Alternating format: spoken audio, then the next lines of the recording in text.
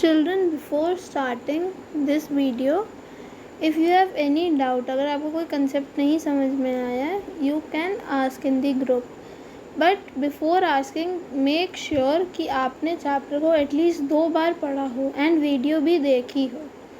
Okay, सो जब आप thoroughly chapter पढ़ चुके हैं तो देन यू आस्क, बिकॉज ऐसी दिस इज़ क्वाइट टफ और आपको समझना ही पड़ेगा, आपको अपना इनपुट देना ही पड़ेगा, तभी आप समझ पाओगे, नहीं तो आप परसीव नहीं कर पाओगे. Now starting with this book, the onset of the monsoon and withdrawal, कि मॉनसून की स्टार्टिंग और मॉनसून की वापसी. अब मॉनसून विंड्स ये स्टेडी नहीं होती हैं, जो ट्रेड विंड्स हैं वो स्टेडी हैं, पर मॉनसून विंड स्टेडी नहीं है और पल्सेटिंग इन नेचर, मतलब फ्लक्चुएट होती रहता है. Affected by different atmospheric conditions encountered by it, और इफेक्ट होती हैं डिफरेंट एटमॉस्फेरिक कंडीशंस से जो ये इनकाउंटर करती हैं. Encounter on its way over the warm tropical seas, warm tropical seas से होकर जब आती हैं तो जो कंडीशन, जो एटमॉस्फेरिक कंडीशन से इनकाउंटर होती हैं उससे ये इफेक्ट होती हैं. So I am reading this sentence again. The monsoon, unlike the trades, are not steady winds but are pulsating in nature, affected by different atmospheric conditions encountered by it on its way over the tropical seas. The duration of the monsoon is between 100 to 120 days. तो duration क्या है monsoon का? That is 100 to 120 days. From June to mid-September. Around the time of its arrival, the normal rainfall increases suddenly and continues constantly for several days. अब जब arrival होता है इसका, तब नॉर्मल रेनफॉल अपने आप बढ़ जाती है और कई दिनों तक कंटिन्यूसली चलती रहती है. Okay, this is known as the burst of the monsoon because it bursts, आता है एकदम से, जैसे if you fill a water balloon, तो अगर आप उसमें पिन डालो तो इट बर्स्ट्स, ठीक है. सो वैसे ही मानसून बर्स्ट जब आता है तब एक सडनली रेनफॉल बढ़ जाती है और काफ़ी दिनों तक कंटिन्यूसली चलती रहती है, तो this is known as the burst of the monsoon and can be distinguished from the pre monsoons. अब ये बर्स्ट मानसून प्री मानसून से डिस्टिंग्विश करा जा सकता है. The monsoon arrives at the southern tip of the Indian peninsula generally by the first week of June. जो monsoon होता है वो southern tip of the Indian peninsula पे सबसे पहले आता है in the first week of June. Subsequently it proceeds into the Arabian Sea branch and the Bay of Bengal branch. फिर वहाँ से वो 2 ब्रांचेस में हो जाती है, एक अरेबियन सी ब्रांच और दूसरी बे ऑफ बंगाल ब्रांच. जो अरेबियन सी ब्रांच है वो रीच करती है Mumbai 10 days later on approximately of 10th जून. तो जो अरेबियन सी ब्रांच है वो मुंबई पहुंचती है 10 days later, that is 10th of June तक. This is a fairly rapid advance.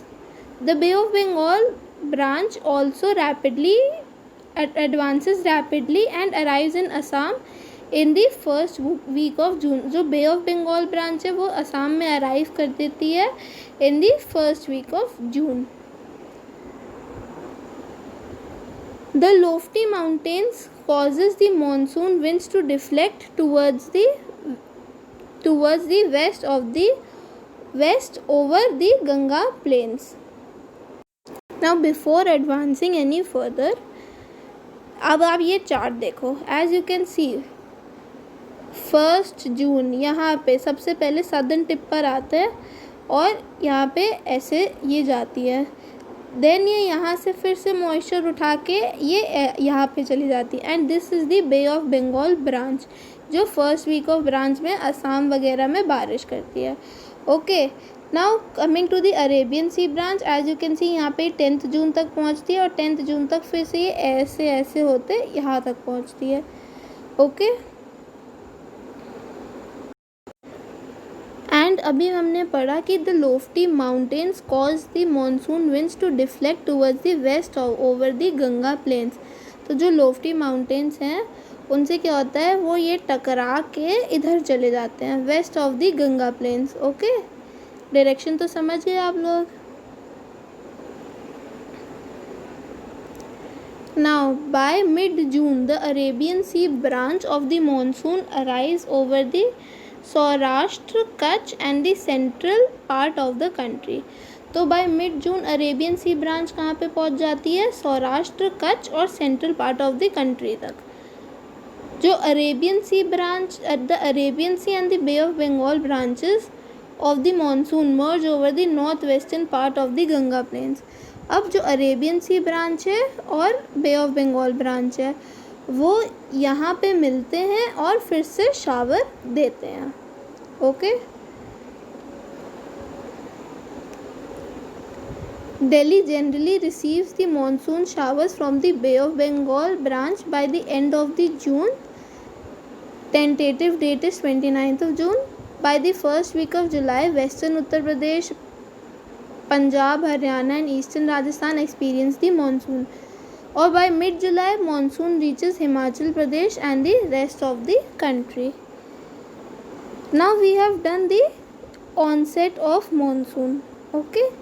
सो हमने बेसिकली देखा है कि दो ब्रांचेस होती हैं, बे ऑफ बंगाल ब्रांच और एक होती है द अरेबियन सी ब्रांच। सो अगर मैं सिर्फ अरेबियन सी के बारे में पूछूंगी तो आप सिर्फ अरेबियन सी ब्रांच के बारे में ही बताएंगे, और अगर मैं सिर्फ बे ऑफ बंगाल ब्रांच के बारे में पूछूंगी तो आप सिर्फ बे ऑफ बंगाल का पाथ और डेट्स बताएंगे। ओके, नाउ विड्रॉल और the retreat of the monsoon. अब हम पढ़ रहे हैं विड्रॉल। ये थोड़ा सा और ग्रेजुअल प्रोसेस है, ये जो अभी हमने ऑनसेट पढ़ा वो एडवांस प्रोसेस था। अब हम थोड़ा सा ग्रेजुअल प्रोसेस देखेंगे, मतलब slow steps. The withdrawal of the monsoon begins in the north western states of India by early September. By mid October it withdraws completely from the northern half of the peninsula.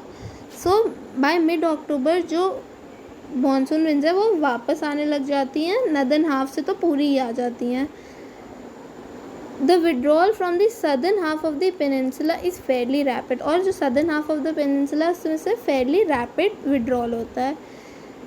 Bye early December the monsoon has withdrawn from the rest of the country. Monsoon अपने आप को withdraw कर चुका होता है by December from the rest of the country. The islands receive the very first monsoon showers progressively from south to north from the last week of April to the first week of May. The withdrawal takes progressively from north to south from the first week of December to the first week of January. By this time the rest of the country is already under the influence of winter monsoon. So जो islands हैं हमारे country के उनको बाद में मिलती है बारिश। Okay, when with the withdrawal of the monsoon. So now हम लोग ने आइलैंड्स का भी कर लिया, and there is a chart for retreating monsoon also, कि कैसे सबसे पहले नॉर्थ से रिट्रीट होते हैं, then from the south, and islands को भी उसी समय मिलता है मॉनसून जब तक पूरा rest of the country is already started winter season. Okay, now coming to the seasons. The monsoon type of climate is characterized by a distinct seasonal pattern. अब monsoon type of जो climate है उसको एक distinct seasonal pattern है। The weather conditions greatly change from one season to the other. जो weather conditions है वो greatly change होते हैं एक season से दूसरे तक। These changes are particularly noticeable in the interior parts of the country. और ये जो changes हैं वो ज़्यादा noticeable कहाँ पे हैं? In the interior parts of the country. The coastal regions do not experience much variation in temperature, though there is variation in rainfall pattern. जो coastal regions होते हैं वो temperature में इतने variations नहीं show करते हैं, बल्कि वो किस में करते हैं? rainfall pattern में। Now how many seasons are experienced in your place? ये तो छोड़ो। 4 main seasons can be identified in India. तो 4 कौन कौन से main seasons हैं? The cold or winter season, the hot weather season, the advancing monsoon and the retreating monsoon with some regional variations. तो हमारे पास first is hot, second is cold, third is advancing monsoon and the fourth is retreating monsoon. अब इसमें भी कई कुछ regional changes होते रहते, पर हमारी कंट्री के ये 4 है ही हैं एज अ होल देखा जाए तो. Now we will study the cold weather season, that is winter.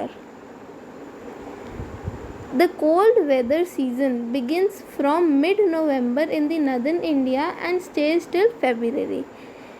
अब जो कोल्ड विंटर सीज़न है वो कब बिगिन होता है? मिड नवंबर से नॉर्दर्न इंडिया में और फरवरी तक रहता है. दिसंबर और जनवरी सबसे कोल्डेस्ट मंथ्स होते हैं in the northern part of the India. तो कोल्डेस्ट मंथ्स कौन कौन से? December and January are the coldest months in the northern part of the India. The temperature decreases from south to north. Temperature decrease होता रहता है south to north, मतलब south में ज़्यादा होता है, नॉर्थ में आते आते बहुत कम हो जाता है. The average temperature of Chennai on the eastern coast is between 24 to 25 degrees Celsius, while in the northern place it ranges between 10 degrees Celsius to 15 degrees Celsius. Days are warm and nights are cold. Days warm होते हैं और night बहुत ठंडी होती हैं.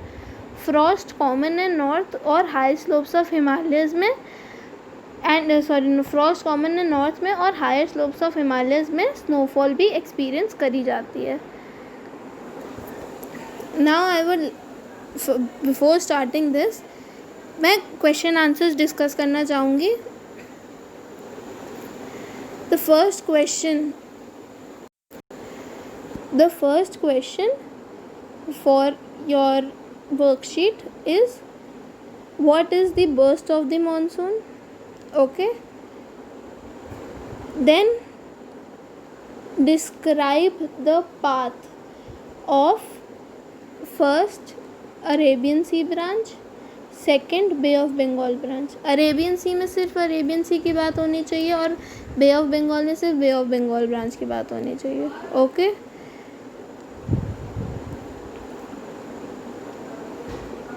Then what are the 4 main seasons of India? Okay, this is your questions for the worksheet. I don't think that you will have any problem in this. Okay?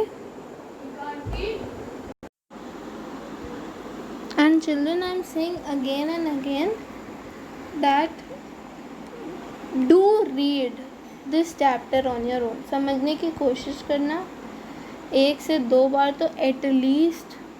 Okay, then if you have any doubt, कहीं भी आपको किसी भी part में problem आ रही है, किसी line में प्रॉब्लम आ रही है, हिचकिचाना बिल्कुल भी नहीं. You are free to ask. Okay, so अभी हमने विंटर सीज़न में क्या करा है? हमने विंटर सीज़न में कर लिया है कि वो मिड नॉर्थ में नॉर्दर्न इंडिया में वो मिड नवंबर से चालू हो जाता है और फरवरी तक रहता है. दिसंबर और जनवरी कोल्डेस्ट में मंथ्स हैं नॉर्दर्न इंडिया के. और साउथ में विंटर सीजन में क्या टेम्परेचर होता है? Average that lies between 24 to 25 degree Celsius. But northern plains में ये टेम्परेचर रेंज करता है विंटर के टाइम पर 10 to 15 डिग्री सेल्सियस, बल्कि इससे थोड़ा सा कम ही जाता है. Days are warm and nights are cold. Days warm होते हैं और नाइट्स काफ़ी ठंडी होती हैं. फ्रॉस्ट कॉमन है नॉर्थ में और हाई स्लोप्स ऑफ हिमालयस में तो स्नोफॉल भी होती है. And we will do till here only, till the first paragraph of winter season and start with the second paragraph in the next video. Okay, and I have given you all the questions for the worksheet. Okay, and जब मैं question दिया करूँ, if you are not able to do them, अगर आपको नहीं समझ में आ रहा है, आपको जो समझ में आ रहा है वो लिखो. गलत होगा मैं सही कर दूँगी, इसकी कोई दिक्कत नहीं है. Okay, and children just one more thing, please make your own notes. इस चैप्टर में तो स्पेशली अपने खुद के नोट्स बना लेना, चाहे बुक में ही मार्क कर लेना. I am not asking you to make a whole copy for this. But आप इसी में ही बुक में अपने नोट्स बना लीजिए, आप अपने छोटे छोटे क्वेश्चंस बना के फ्रेम कर सकते हो। Then you can underline the important part, जो आपको नहीं समझ में आता है उसको मतलब जो आपको थोड़ा सा डिफ़िकल्ट लग रहा है उसको याद कर लो, उसको अंडरलाइन करके रख लो, उसको मार्क करके रख लो। ओके।